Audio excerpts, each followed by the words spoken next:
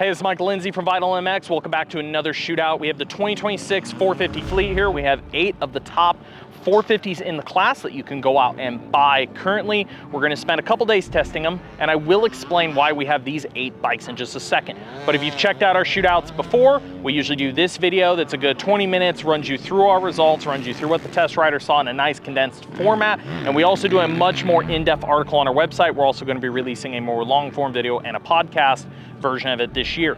Talking about the format, we're gonna spend the next 4 days testing these bikes with our 5 test riders, including myself.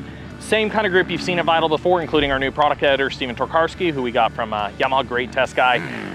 We're gonna spend the next couple days trying these bikes in totally stock form, making adjustments to them on some of the days. We're gonna do a bunch of lap times, individual 3-lap averages. We're gonna do some starts. We're trying to bring a little bit more data into play into this year's shootout for your enjoying pleasure.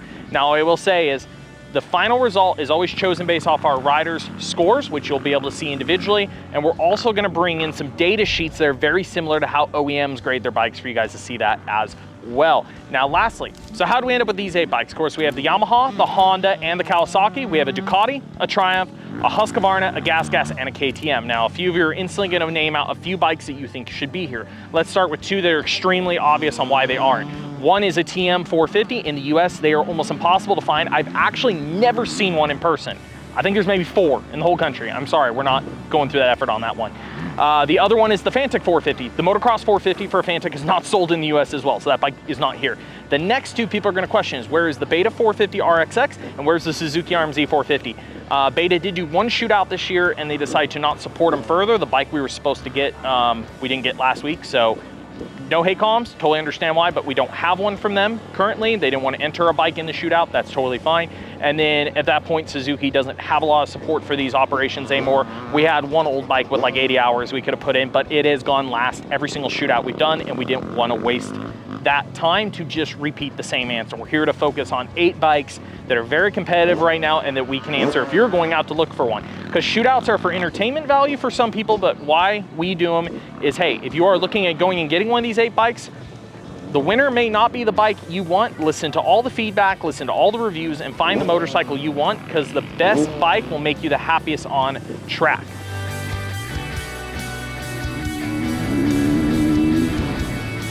Before we jump into the results, there are 2 main things I want to cover. This year's testing conditions. We did 4 days of testing across 3 tracks. Our first 2 days were at Kahia Creek MX, a track that is fast, low on traction, not a lot of ruts, a lot of lean angle, and constant turning while accelerating. And it is also at a little bit of altitude. So good test for engines, really good test for stability and traction without ruts. We did 2 days here. 1 day is a public open day to shake down all the bikes.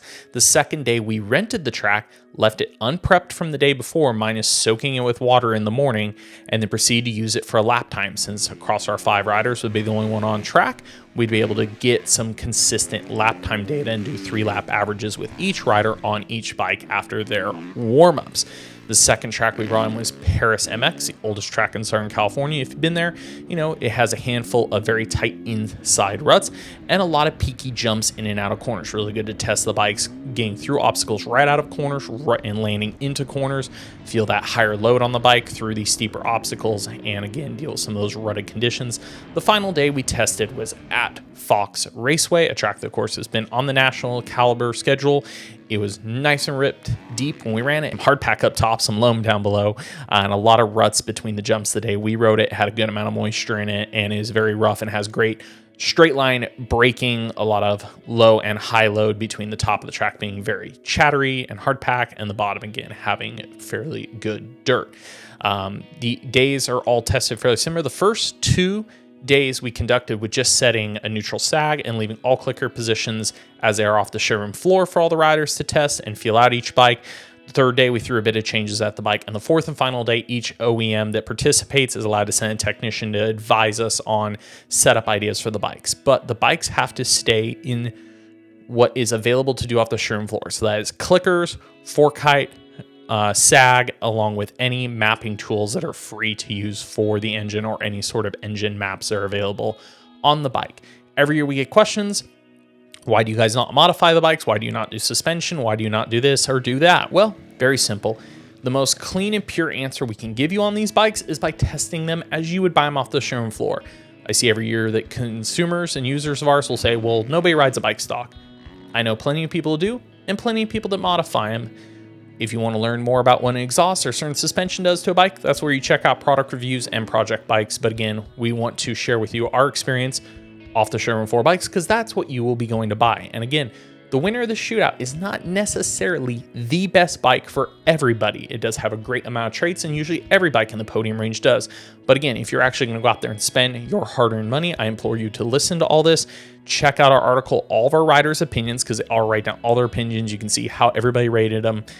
And even check out other media outlets, because if you're going to spend your hard-earned money on a dirt bike, make sure you get the one that you really want and you think is going to suit you best or give you the best riding experience.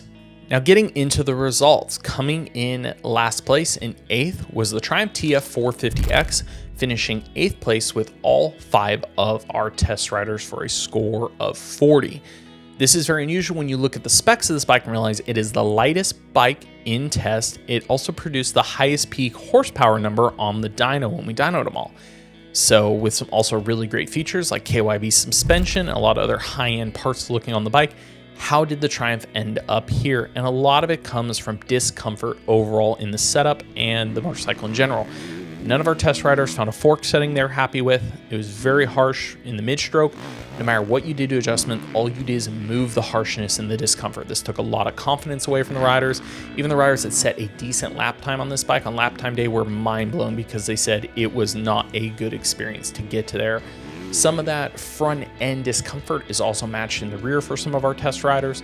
And then the overall power output, even though the peak number is great, a lot of our riders complained about a lack of low-end performance, a lack of low-end response, and it feeling like weakest in test off the bottom and how it actually performed on track.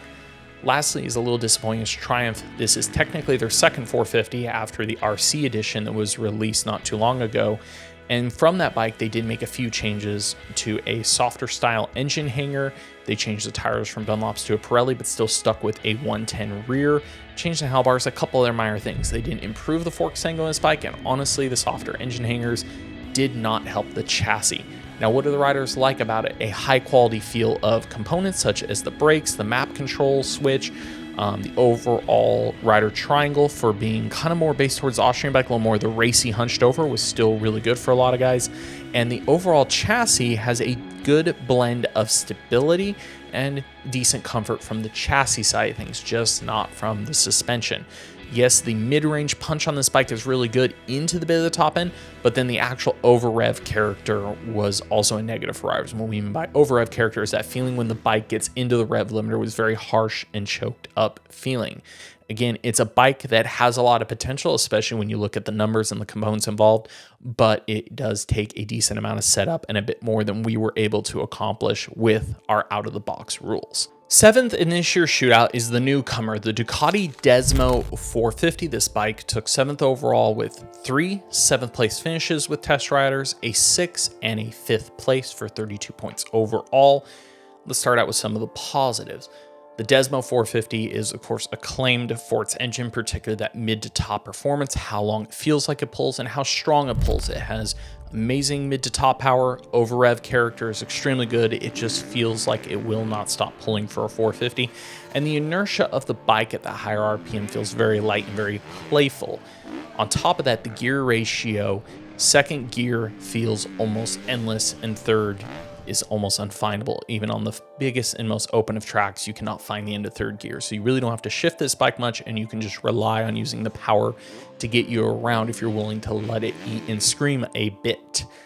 Now, on the negative side of the engine, the very low-end performance and low-end torque could be improved. Some of that either with the gearing or the engine, because it feels a little too spread out. It feels like you have to be in second.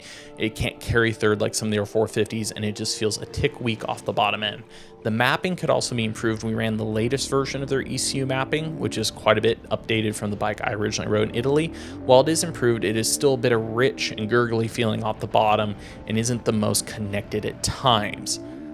On top of that, another big positive is the rider triangle. It feels very Honda derived, which, as most people know, that is the ultimate claim you can give a bike in terms of rider triangle. All of our riders' heights and weights were all very happy with the foot peg to seat height to handlebar ratio on this motorcycle. They all felt very at home on this bike in terms of that, the overall connection of the rider to the motorcycle. Now, the biggest thing that drew the Ducati back outside of some of those low-end performance issues with the engine is the overall suspension and package on this bike.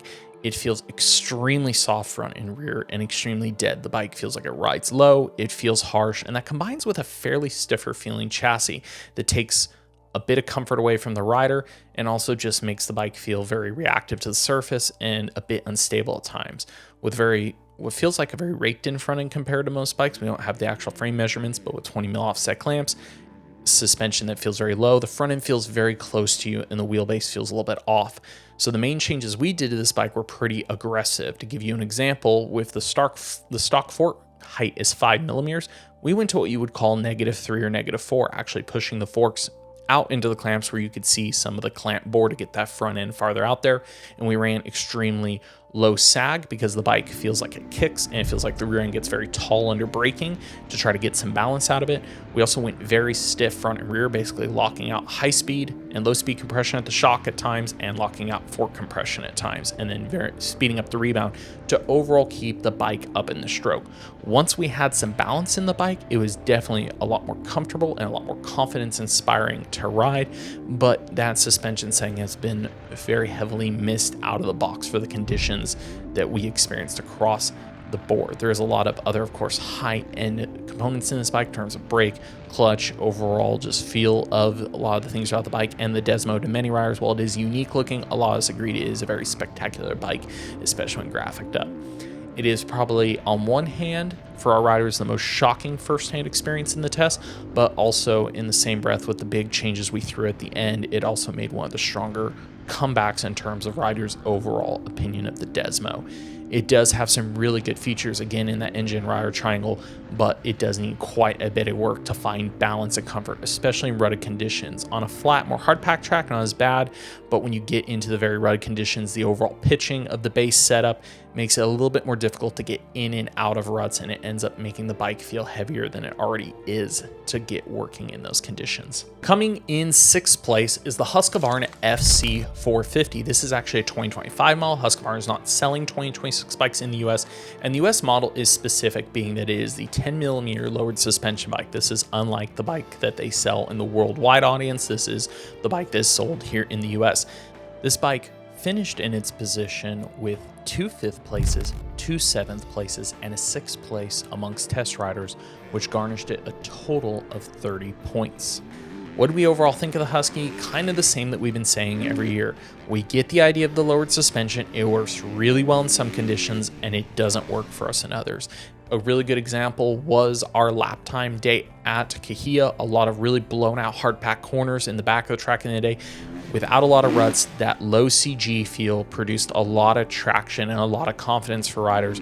But as soon as you got into the downhills, into the braking bumps, into the aggressive high speed sections, the softer setting, the overall lowered setting on this bike, it feels like it rides low. It feels harsh because that it feels like you're deep in the stroke, and it takes away the advantage. This is a bike that does have a very niche feel for certain guys. If you really like that lower feel, if you like that low CG feel, the Husqvarna is really good in that aspect. The engine is very typical Austrian, is extremely linear, strong from low, mid to top, decent over rev. The Husqvarna just has a very solid engine package, nothing extremely spectacular, but pretty good all the way around. Again, fitting in with some high quality brakes and clutch feel. Some ergos there may be a little bit tighter than most riders would like. Your seat to foot peg height is good, but it has kind of a lower bar and a little bit more of a hunched over feel, which combining with the lower suspension made some riders struggle with their rider cockpit feel. And again, some of the loss for this bike is just down to comfort and how the suspension affects the bike. It highlights really well at some tracks and struggles in others, particularly at tracks with heavy braking zones and very heavy rutted conditions. Coming in 5th place is a sister bike in the Austrian trio. This is the GasGas MC MX450. This bike placed in this position with 3 6th place from test riders and 2 5th place for 28 points. Again, bringing that 5, 6, and 7 bike very close together on overall score. The GasGas MC 450 is unique in this test because it is what we call a world spec bike. The GasGas that we tested is the one that's available in every market. It comes with a little bit softer suspension setting, a little bit faster feeling suspension setting than its US brethren like the Husky and the KTM, which are a US spec bike. And it also comes with an array of different parts in those two, being the trip clamps, the wheels, handlebars, a few items that are considered cheaper in production to bring down the cost of the GasGas a little bit. Kind of the same answer we've had on prior years of the GasGas. Now, part of these parts and the world spec suspension is sometimes a bit more comfort. Some guys appreciated the softer, more supple feel of the GasGas MC 450. They appreciated that, but for some riders, it's a little too soft on the beginning to middle stroke on both ends of the motorcycle. It still does feel, of course, very similar to the Austrian Trio in terms of how the frame reacts, in terms of the traction you produce. All three of the Austrian bikes this year were praised for their front-end traction, albeit the GasGas seems to have a little bit less of that compliment due to the Maxxis tire. It just has a different character than the Dunlop tire that we're all really used to riding with, and it has a different drop-off point. So a few of the riders mentioned on the bike, both front and rear, feeling a little bit more of a skatey feel, maybe not quite as much comfort on lean angle. The engine is, again, very Austrian, very linear, but due to the mapping options on it and the more closed off airbox feel, it doesn't seem to run quite as clean as the Husky and KTM. It feels a bit more choked up down low. It takes a little bit more to get through the low end, but then it has more of an explosive feeling mid-range. This power character is at times fun and playful, but compared to Brethren, it's a little bit harder to handle in ruts because of where the power comes on. It feels a bit surgy at times. The other thing is interesting with the rider cockpit is it does have a taller bar than Austrians, which is a split feeling for riders. Some riders appreciate and some don't. Another drag or another pullback on the bike is the brake tech braking components. They are supposed to be similar to the Brembos, but they just don't feel as consistent and strong at times. Overall, the GasGas produces a fun flavor in the Austrian lineup, but it is missing between, for some of the riders, some of the ergo, some of the hard parts aren't as good, and the suspension is a hit or miss depending on the test rider you were talking to, along again with a little bit more choked up engine character. A bike that sees a big jump in terms of points in the standing from the last couple of bikes we spoke about is our 4th place entry, the Kawasaki KX450. It comes in with 3 4th place finishes, a 3rd and a 2nd for 17 points overall. And this is an interesting bike because, again, depending on track, this was a bike that at times riders were talking about was a podium level bike closer to win, and then certain tracks it took it away. But something every one of our test riders agrees with, this is probably the best chassis in class, the most chassis comfort, great stability, great cornering this year, good traction feel on both ends. You can rear steer it, front steer, kind of set it up either way. This chassis has a lot of good going for it. Then what costs the Kawasaki? Well, it also still has a pretty good rider triangle, a good seat, a lot of good comfort in that area of the bike. But where the drawbacks come is some misbalanced suspension. It definitely has a stronger shock than fork. While the Kawi fork isn't as soft as it has been in the prior generation, it still doesn't have good high speed or high load feel. It means through that mid to end stroke on big hits, it tends to blow through. It doesn't have quite enough bottoming resistance. But the big positive with this fork is the initial comfort is really good, potentially best in class at the moment. So those small chop, really hard pack tracks, you just really feel everything soak up between that soft front end setting and the chassis. Again, though, the rear feels a bit stiffer and drives it, so a lot of our work on the bike over the week was to get it a little bit more balanced out, get a little bit stiffer fork, take a little bit of strength out of the shock, and get it to ride a little bit more balanced. Then the last thing that hurts the Kawi in the rankings is the engine. It is extremely easy to ride. It is fairly broad, but it is soft on the low end. It is well connected and well mapped. It does have a crisp feel, but that low end to mid-range output is just a bit weak. Even with some mapping tuning we did, we were able to get a little bit quicker RPM build out of it, but it still just doesn't have the life out of it that some of their bikes do. And because it has such a lazy power, it is the heaviest bike in class, and it also feels the heaviest at lean angle. It does feel planted because of that, but without that playful engine character to go with it, the bike kind of feels heavy, jumping in and out of corners, in and out of deep ruts. So it isn't always the most exciting to ride because of that. The mid to top performance on the engine does increase. It does bring it more into line with the rest of the bikes in class. It has decent over-rev feel. For some reason, the front brake was a real hit or miss with our riders this year. Yes, they went to a Brembo unit on this bike. We've always said it's not really the best feeling Brembo unit.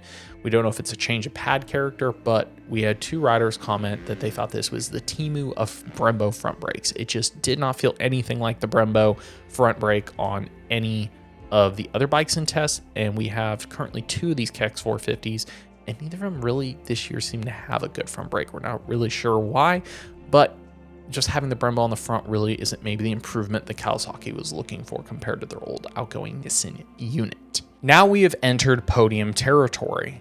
And again, I state this every year, shootouts are subjective. They're a group of test riders' opinions. We try to keep the same test riders every year, try to give you as much consistent data as possible. And it is really interesting because once you get to the podium, it is separated by only 4 points on the scores. It is 2 points from third to second and 2 points from second to first.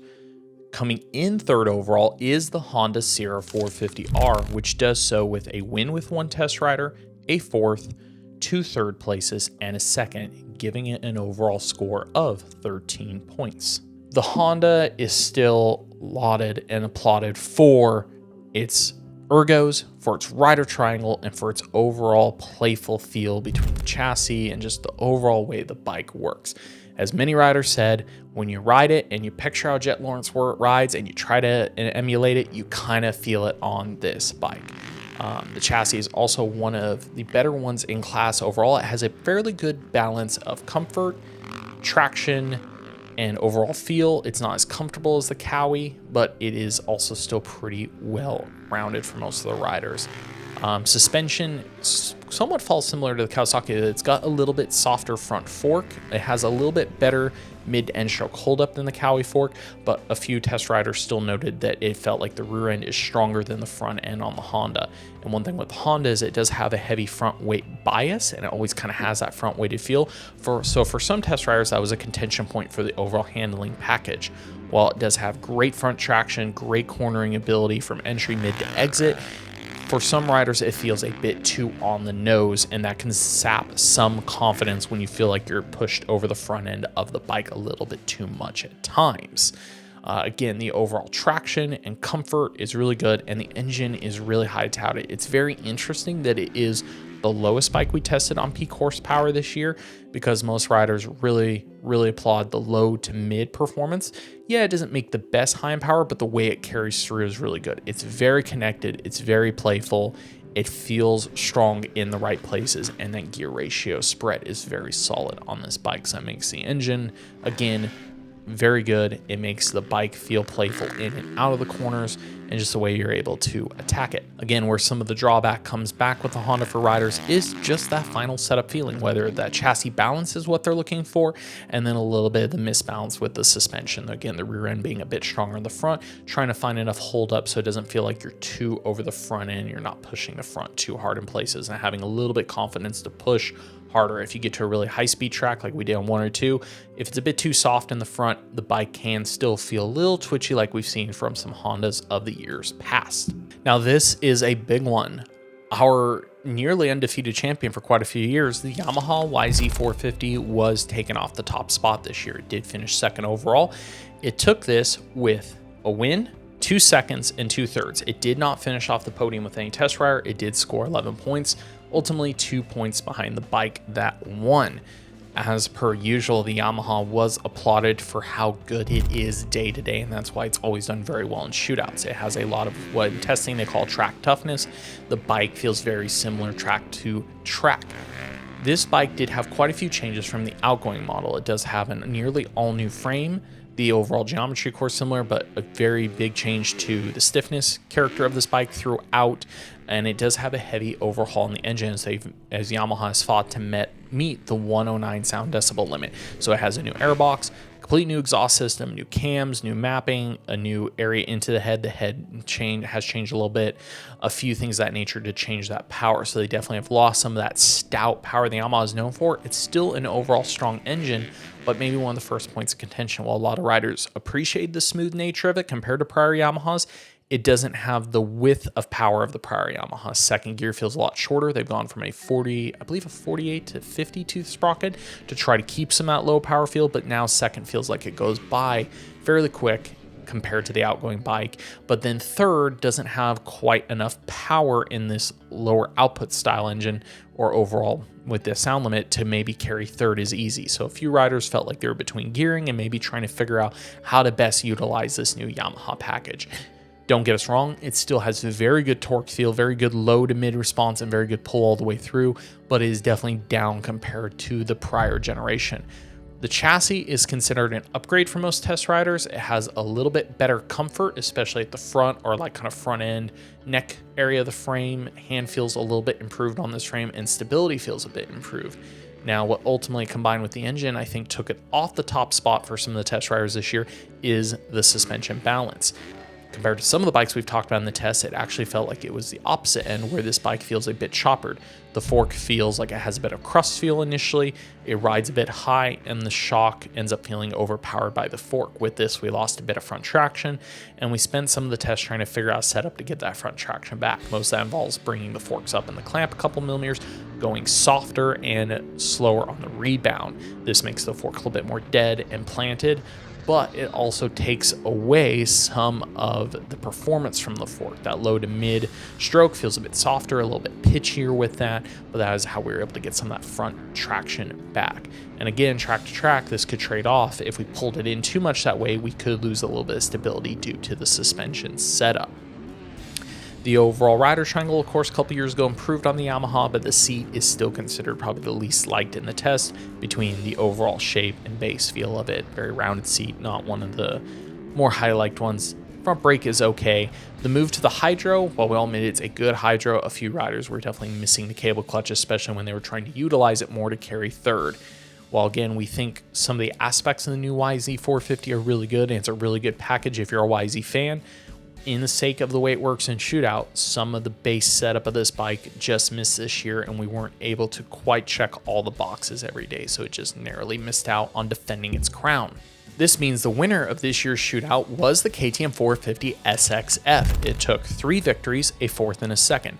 Now I know, Amelia, what some of you will say is the KTM is unchanged. How can it win a Shootout? Again, these are subjective tests. This is rare opinions, and I will admit myself as a lead test rider, this was the first year I picked the KTM 450 for the win. The KTM has been a solid package for the last couple of years. It is very well rounded, and ultimately its ease of ride and ease of setup across all 3 days is what gave it the victory. Again, we talked about it a little bit on the second place. We feel like the Yamaha maybe missed in a few key areas, and that allowed the KTM to slip in and take that victory. What all of our test riders really appreciate about the KTM is the best production air fork any of us have ever ridden. If you blindfolded most of our riders, they would not know. A lot of riders went just a little bit softer, maybe to still get past a little bit of that air fork crust, but the overall performance of the fork was right up there with some of the best spring KYB forks we've rode. Each rider had great scores across the board on the suspension side. It has great hold up being an air fork, it has great bottoming resistance. The overall shock performance, production is very supple, very plush, good traction. A few of our test riders went stiffer on high speed or a little bit higher on the sag to maybe get the rear end just a little bit higher in the stroke. But the majority of changes to the KTM were very minor when compared to the Honda, the Yamaha, the Kawi, Ducati Triumph, any other bike in this test. The KTM tests changes were pretty much unanimous across our test riders and very minor. The power is strong, broad, linear as we've said, but of the 3 Austrian bikes, it performs the best. Most riders liked it with the cut airbox panel that comes with the bike, and we had mixed opinions on the more aggressive or mellow map, but everybody found something they liked there.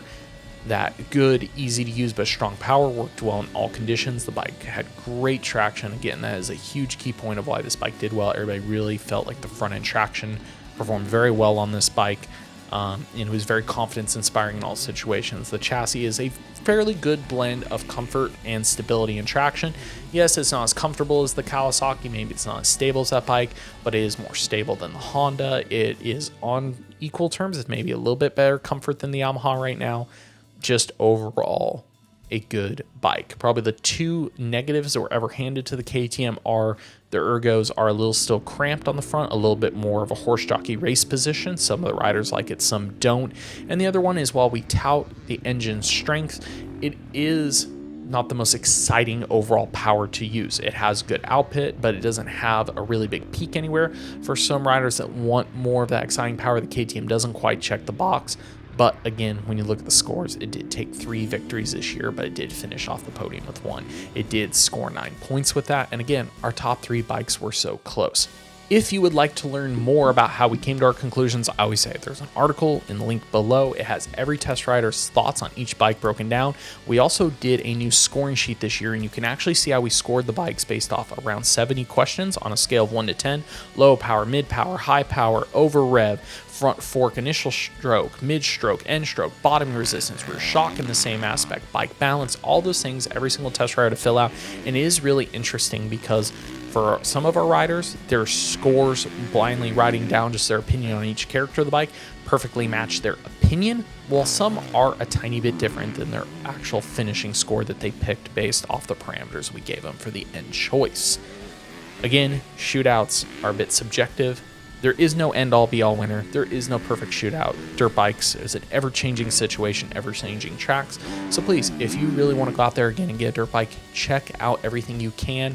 We want you to go out and have the best riding experience if you're going to spend your hard-earned money on a new 450 in the next few months. If you have any questions or thoughts, try throwing them in the YouTube comment section. Also, another thing you'll find in the link is a link to the Vital MX forum. We always do a Q&A forum topic where myself and our other lead test rider, Steven Torkarski, will try to jump in there and answer as many questions as possible. We also have another long form podcast coming out that you'll see in the next couple days. Again, any thoughts, comments, thoughts, throw them down there. We'd love to hear them. And as always, thanks for watching here on Vital MX.